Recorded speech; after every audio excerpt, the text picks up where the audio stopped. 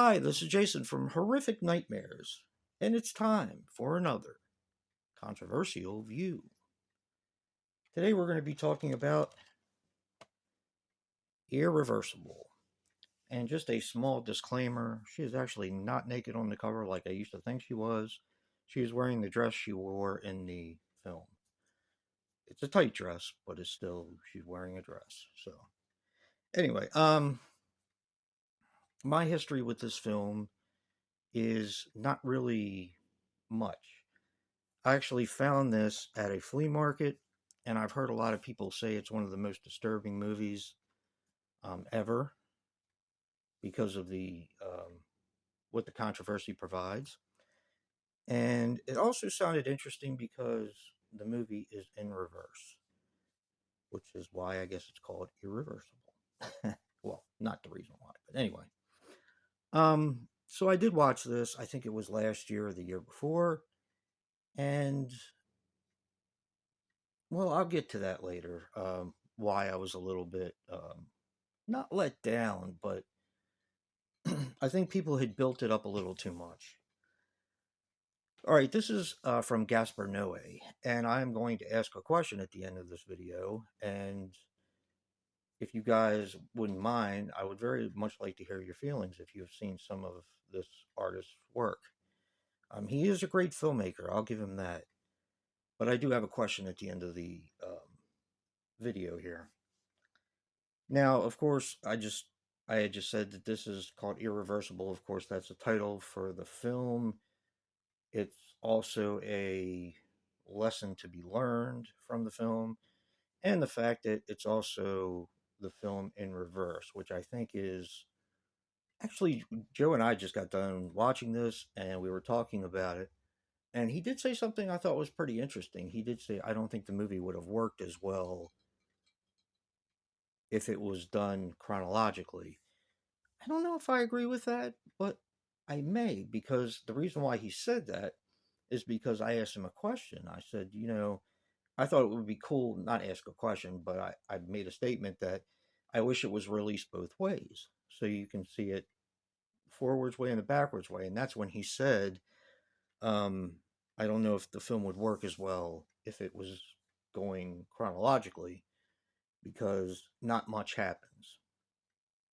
It kind of starts out with a bang and you kind of get um, locked in right away. Now, the controversy with this film is, of course, this is the longest rape scene, the record for the longest rape scene, which used to be held by I Spit on Your Grave, the original. And this kind of topped it as being the longest rape scene in a film. And it's very effective. It's very disturbing, but what I was going to say before is that when I saw this, I kind of felt a little let down. Not that I wanted to see something that was going to completely unnerve and disturb me, but people had built it up so much that I was just kind of not left wanting, but I just didn't think it was as disturbing as people had made it out to be. Martyrs is another one that kind of let me down a little bit. It's not that I don't like these films, I do. But when people build them up so much, they kind of don't fulfill that hype and angst.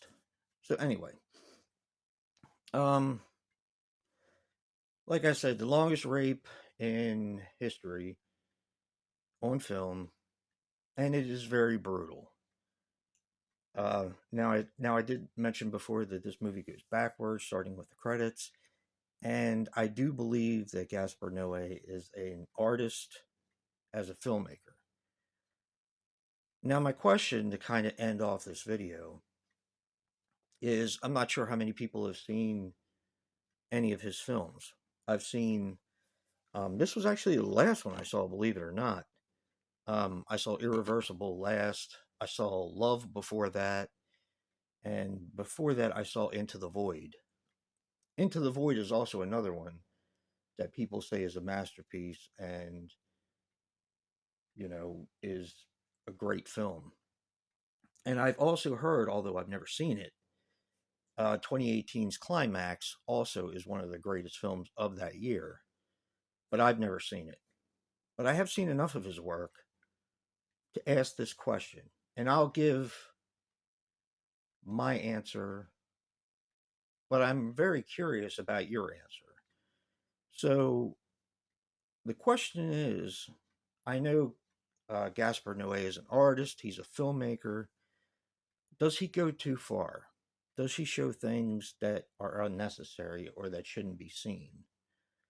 Oh, also, before you guys get into answering the question or typing or whatever, another disclaimer is at the very end of the film, which is actually technically the beginning, there is some flashing. So I always want to say stuff to people who have problems, like if someone has epilepsy or could be triggered by flashes of light, you might want to skip the very end of this film. It doesn't really show anything anyway, and I don't feel it's necessary for it to have been in the film. So just a warning. But back to the question. Do you guys think he goes too far? Now, my answer is, or do you think he goes too far? Is what he shows necessary, or is it kind of case by case or film by film? My answer is it's kind of case by case with me. Irreversible is a very odd film because it starts at the very end, at the heat of everything.